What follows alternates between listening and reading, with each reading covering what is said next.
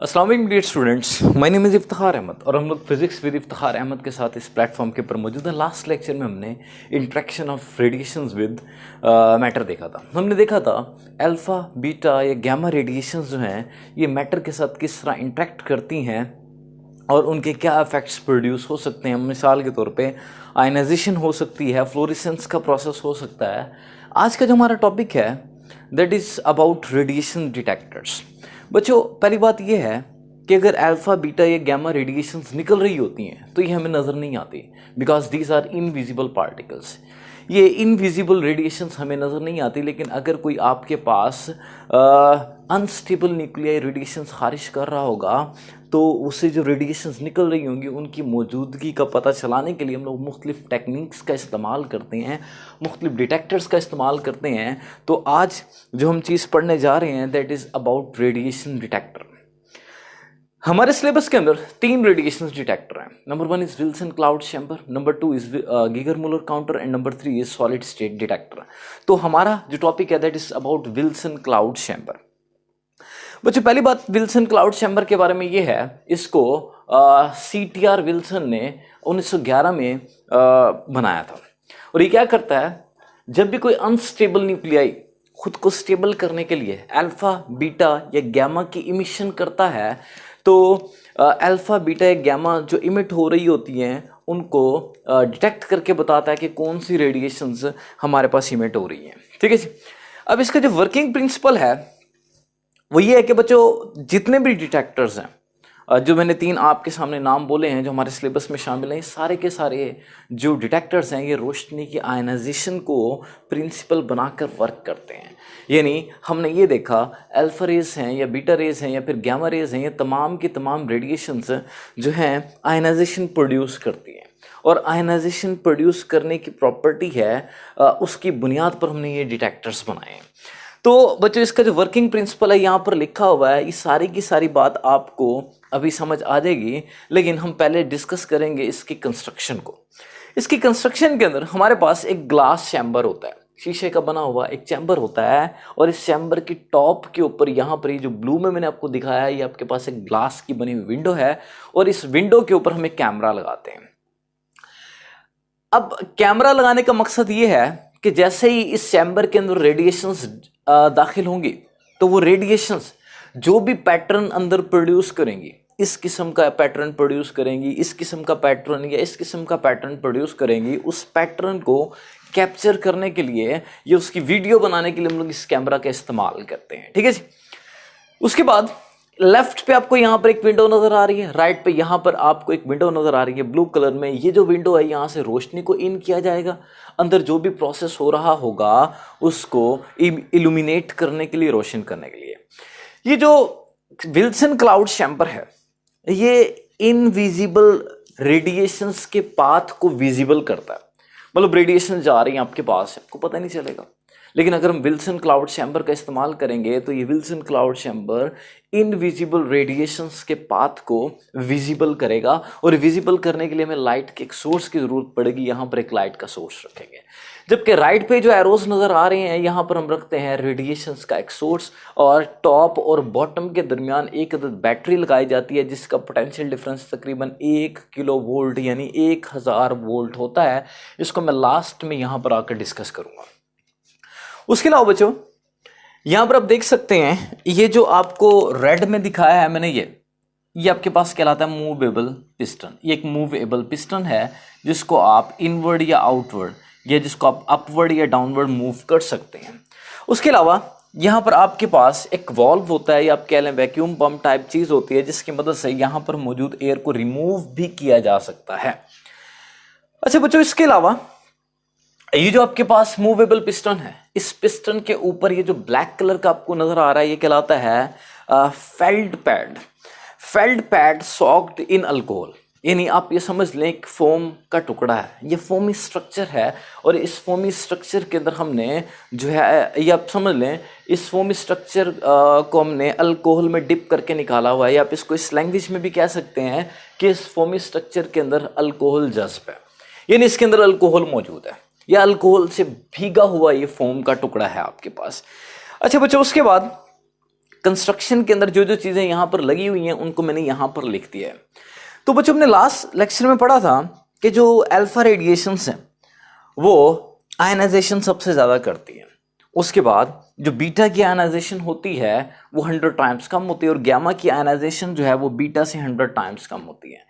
ये तकरीबन alpha radiation जो है ये तकरीबन 10⁵ आयन्स पेयर प्रोड्यूस कराने की सलाहियत रखती हैं, जबकि बीटा जो है ये आपके पास 10⁻² यानी 100 आयन पेयर प्रोड्यूस कराने की सलाहियत रखती हैं पर मिलीमीटर, और जबकि ये जो गामा रेडिएशन हैं ये तकरीबन 1 आयन पेयर प्रोड्यूस कराने की सलाहियत रखती है। और उसके बाद हमने कहा था कि चूँकि ये अपनी मैक्सिमम एनर्जी आयनाइजेशन में इस्तेमाल कर लेता है तो ये ज़्यादा पेनिट्रेट नहीं कर पाता, इसकी रेंज कम है, इसकी रेंज इससे ज़्यादा है और सबसे ज़्यादा रेंज गामा की है क्योंकि ये लेस आयनाइजेशन प्रोड्यूस करता है और अपनी मैक्सिमम एनर्जी को पेनिट्रेट करने के लिए इस्तेमाल कर सकता है।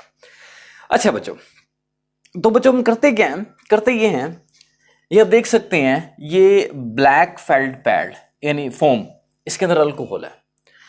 अब आप सब ने 9th क्लास में इवेपरेशन का प्रोसेस पढ़ा होगा या केमिस्ट्री के अंदर भी इवेपरेशन पढ़ा होगा। इवेपरेशन एक ऐसा प्रोसेस होता है जिसमें लिक्विड गैस में तब्दील हो रहा होता है या जिसमें लिक्विड जो है वो वेपर्स यानी गैसियस फॉर्म के अंदर तब्दील हो रहा होता है। और हमें ये भी मालूम है कि evaporation takes place at all temperature, evaporation हर टेम्परेचर पर होती है।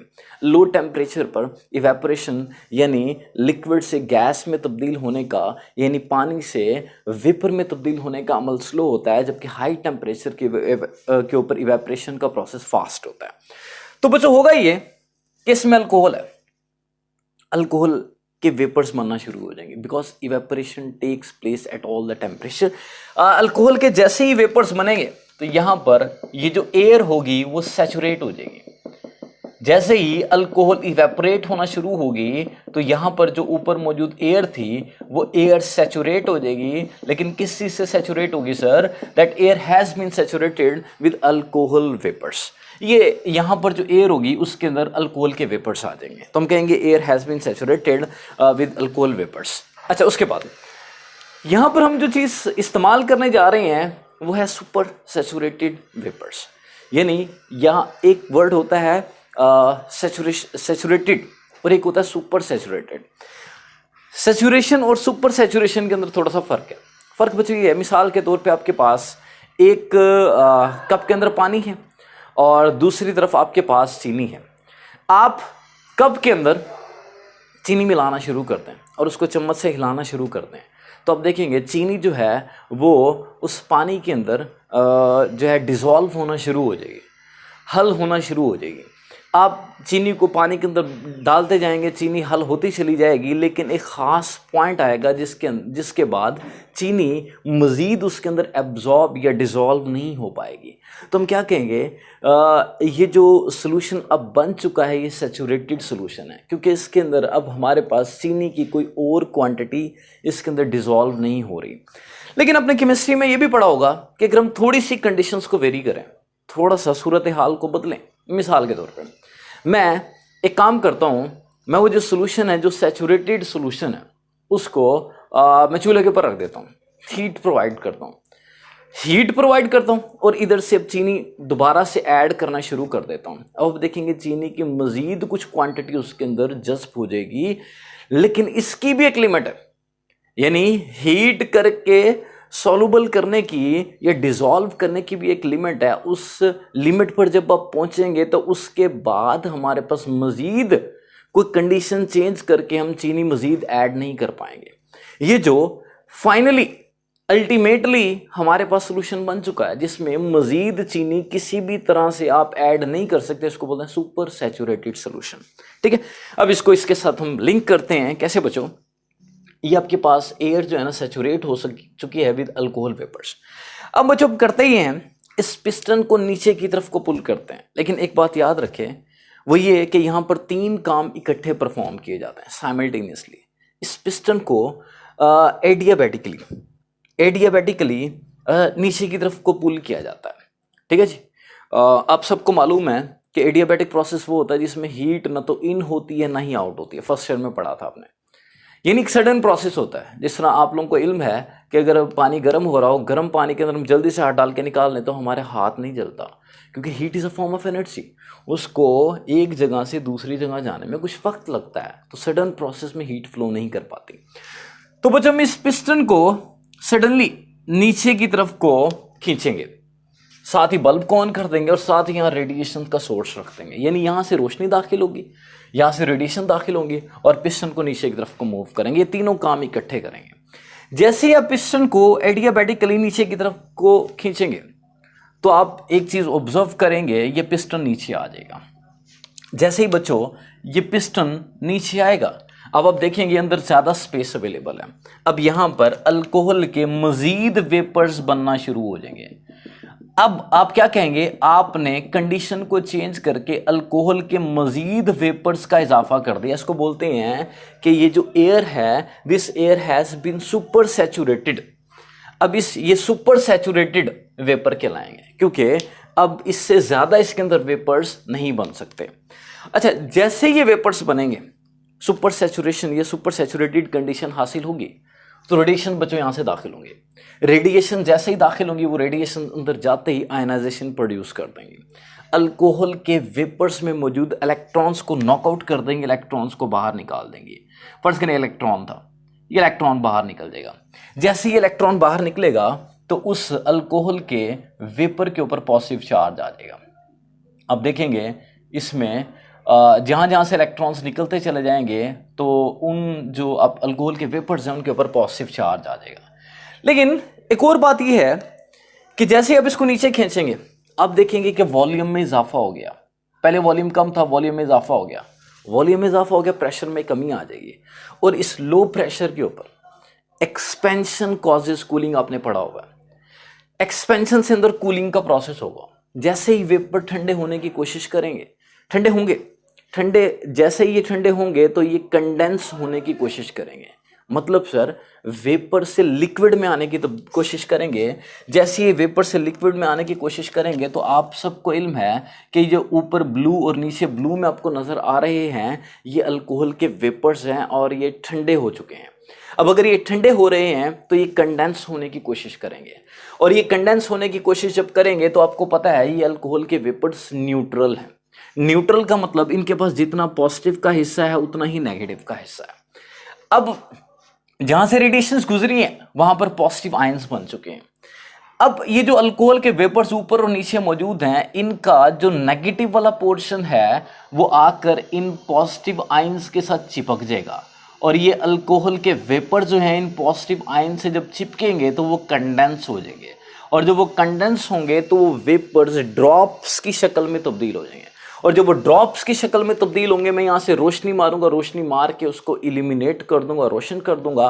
और जब मैं रोशन करूंगा तो ऊपर से कैमरा की मदद से अंदर जो भी पैटर्न बन रहा होगा ड्रॉपलेट्स की शक्ल में, मैं उसकी इमेज ले लूंगा। अच्छा, जब मैं इमेज लूंगा मुझे या तो इस किस्म का पैटर्न नजर आएगा, या इस किस्म का पैटर्न, या इस किस्म का पैटर्न नजर आएगा। तो सर कैसे पता चलेगा अल्फा है, बीटा या गैमा? बच्चों, अगर अल्फा रेडिएशन हुई, अगर यहाँ पर जो रेडिएशन का सोर्स है वो अल्फा का सोर्स है, तो अल्फा जो होती है ना, आपको पता है इलेक्ट्रॉन के मुकाबले में 7000 टाइम्स हैवी होते हैं। तो जब अल्फा गुजरेंगी तो आप समझ ले बहुत हैवी है। बहुत हैवी है तो एक बहुत बड़े इलाके में से गुजर रही होंगी। जब एक बहुत बड़े इलाके में से गुजर रही होगी तो बहुत बड़े इलाके में आयनाइजेशन प्रोड्यूस करेगी। बहुत बड़े इलाके में आयनाइजेशन प्रोड्यूस होगी तो उसका जो ट्रैक बनेगा, यानी बहुत बड़े इलाके में जब वो आयनाइजेशन करेगी तो बहुत बड़े इलाके में पॉजिटिव आयंस बनेंगे, और बहुत बड़े इलाके में पॉजिटिव आयंस से के ऊपर आकर ये अल्कोहल के वेपर्स इकट्ठे होंगे, और इसलिए इसका ट्रैक जो है वो बहुत थिक आपको नजर आएगा। सर स्ट्रेट क्यों है? स्ट्रेट बच्चों इसलिए क्योंकि ये हैवी है, ये अपने रास्ते से नहीं हटता। ये जब मैटर में से गुजरता है तो सीधा गुजरता चला जाता है हैवी होने की वजह से। तो सर अल्फा का ट्रैक कैसा होगा? अल्फा के जो ट्रैक्स हैं, रास्ते हैं, वो होंगे हमारे पास थिक मतलब मोटे, स्ट्रेट क्योंकि डिफ्लेक्शन नहीं करता, एंड कॉन्टिन्यूस होंगे, इसमें कोई गैप नहीं है क्योंकि कॉन्टिन्यूसली आयनाइजेशन करता चला जाएगा। अगर इस किस्म के ट्रैक्स मिल रहे हैं तो अल्फा है।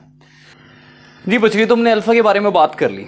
अब हम बात करते हैं बीटा के बारे में। बीटा, हमें मालूम है कि जो नेगेटिव बीटा पार्टिकल्स होते हैं फास्ट मूविंग इलेक्ट्रॉन्स होते हैं। अब जब रेडिएशन के सोर्स को यहाँ रखने पर इस किस्म का पैटर्न आपको अंदर से कैप्चर होने पर मिले तो अब समझ लो बीटा रेडिएशन है। इसको क्या पढ़ते हैं? The tracks are thin, tracks thin है। नंबर 2 डिसकंटिन्यूअस एंड इरेटिक है। सर थिन क्यों है? क्योंकि ये जो बीटा रेडिएशन या बीटा पार्टिकल्स होते हैं ये अल्फा के मुकाबले में 7000 टाइम्स थिन होते हैं, पतले होते हैं, तो इसलिए इनके जो ट्रैक्स बनते हैं वो थिन बनते हैं। Sir Y discontinuous? डिसकंटिन्यूस इसलिए हैं क्योंकि अल्फा ये जो बीटा रेडिएशंस हैं ये असल में इलेक्ट्रॉन्स हैं, ये कहीं पर इलेक्ट्रॉन्स को निकाल पाएंगे यानी आयनाइजेशन कर पाएंगे और कहीं पर नहीं कर पाएंगे। जहाँ पर आपको ट्रैक्स नज़र आ रहे हैं इसका मतलब वहाँ पर आयनाइजेशन हो रही है, जहाँ पर ट्रैक्स नज़र नहीं आ रहा वहाँ पर आयनाइजेशन नहीं हो पा रही। नंबर 3 ये जो आपके पास ट्रैक्स हैं इरेटिक है। इरेटिक मतलब फ्रीक्वेंट डिफ्लेक्टिंग है, सीधे नहीं है बल्कि टेढ़े हैं। इसकी वजह क्या है? इसकी वजह ये है कि ये इलेक्ट्रॉन्स हैं और जब ये आयनाइजेशन करने के लिए बीटा पार्टिकल यानी इलेक्ट्रॉन के करीब जा रहा होगा तो ये रिपेल भी हो रहा होगा। रिपल्शन की वजह से इसका रास्ता स्ट्रेट नहीं रहेगा बल्कि इरेटिक रहेगा। इरेटिक का मतलब डिफ्लेक्टिंग रास्ता होगा, इसलिए ये जो ट्रैक्स होंगे ये इस किस्म के इरेटिक ट्रैक्स बनेंगे। उसके बाद बच्चों अगर गैमा रेडिएशंस होंगी तो आपको पता है गैमा रेडिएशन जो है वो ना होने के बराबर आयनाइजेशन करती हैं। वो कहीं कहीं पर आप आयनाइजेशन प्रोड्यूस करेगी। क्योंकि वो कहीं कहीं पर आयनाइजेशन प्रोड्यूस करेंगी इसलिए कहीं कहीं पर आपको ट्रैक्स नजर आएंगे। अगर आपको इस किस्म का पैटर्न नजर आ रहा है जिसको आप नो डेफिनेट ट्रैक बोलते हैं, इस किस्म का ट्रैक बन रहा है इसका मतलब गैमा रेडिएशन है। उसके बाद बच्चों मैंने आपको बताया था टॉप और बॉटम के दरमियान 1 किलो वोल्ट का पोटेंशियल डिफरेंस अप्लाई किया जाता है। इसकी वजह ये होती है कि जब आप विल्सन क्लाउड चैम्बर को एक दफ़ा इस्तेमाल कर लेते हैं तो इसके अंदर पॉजिटिव और नेगेटिव आयंस, क्योंकि आयनाइजेशन होती है तो उससे इलेक्ट्रॉन्स निकलते हैं, इलेक्ट्रॉन के ऊपर नेगेटिव चार्ज और जहाँ से निकलते हैं उसके ऊपर पॉजिटिव चार्ज। तो पॉजिटिव और नेगेटिव अंदर मौजूद होते हैं, आयंस अंदर मौजूद होते हैं। उनको रिमूव करने के लिए ताकि जब हम इसको दोबारा इस्तेमाल करें तो पहले से कोई आयंस मौजूद ना हो, उनको रिमूव करने के लिए हमने टॉप और बॉटम के दरमियान 1 किलो वोल्ट का पोटेंशियल डिफरेंस अप्लाई करते हैं। इससे होता ही है कि पॉजिटिव और नेगेटिव आयंस अगर अंदर मौजूद भी होंगे तो वो रिस्पेक्टिव साइड की तरफ चले जाएंगे, पॉजिटिव नेगेटिव की तरफ, नेगेटिव पॉजिटिव की तरफ को चला जाएगा। ठीक है जी। उसके बाद बच्चों अगर आप इस सारे ऑपरेटर्स को एक मैग्नेटिक फील्ड में रखते हैं, एक मैग्नेटिक फील्ड में रख देता हूं, ऊपर मेरे पास नॉर्थ है, नीचे साउथ है और मैग्नेटिक फील्ड नॉर्थ से साउथ की तरफ डाउनवर्ड डायरेक्शन में है। ये इस तरफ को मैग्नेटिक फील्ड की डायरेक्शन है। अब बच्चों इससे होगा क्या? अब होगा ये कि जब भी आप इसको मैग्नेटिक फील्ड में रखेंगे तो आप इससे नॉलेज हासिल कर सकते हैं, इंफॉर्मेशन गेन कर सकते हैं। किस चीज की? इंसिडेंट पार्टिकल्स या रेडिएशंस की एनर्जी के बारे में, उनके मास के बारे में, उनके चार्ज के बारे में। सर कैसे? हमने पढ़ा हुआ है कि जब भी कोई चार्ज पार्टिकल वेलोसिटी v से मैग्नेटिक फील्ड में दाखिल होता है तो वो मैग्नेटिक फोर्स महसूस करता है। ठीक है, और उसका रिलेशन ये है तो आप उस मैग्नेटिक फोर्स की डायरेक्शन भी डिटरमिन कर सकते हैं। उसके अलावा हम ये भी जान सकते हैं कि जो रेडिएशन दाखिल हुई है अल्फा हैं, बीटा हैं या गैमा रेडिएशन है। अगर गैमा होगी तो वो बिल्कुल सीधी गुजर जाएगी, लेकिन अगर आपके पास असर क्योंकि मैग्नेटिक फील्ड चार्ज्ड पार्टिकल पे फोर्स लगाता है, वो न्यूट्रल पार्टिकल के ऊपर कोई फोर्स नहीं लगाता, इसलिए मैग्नेटिक फील्ड के अंदर उसके ऊपर कोई फोर्स नहीं लगेगी। आखिरी बात, मास के बारे में कैसे इंफॉर्मेशन मिलेगी? बच्चों देखो, अगर कोई हैवी पार्टिकल होगा तो वो लेस डिफ्लेक्शन शो करेगा, क्योंकि हैवी पार्टिकल अपना रास्ता इतनी जल्दी नहीं बदलेगा। तो जब वो जा रहा होगा, अगर वो हैवी है तो वो ना होने के बराबर या बहुत कम डिफ्लेक्शन शो करेगा, और अगर बहुत कम डिफ्लेक्शन शो हो रही है तो इसका मतलब हम वहाँ पर कह सकते हैं अल्फा, बीटा या गैमा में से वो अल्फा पार्टिकल होगा। इस तरह से हम उनके मास, चार्ज और एनर्जीज के बारे में इंफॉर्मेशन ले सकते हैं। स्टूडेंट्स इस लेक्चर को अच्छे से समझिएगा। अगर कोई बात समझ नहीं आती तो इसको दोबारा से प्ले करके सुनिएगा। Thank you so much. अल्लाह हाफिज़।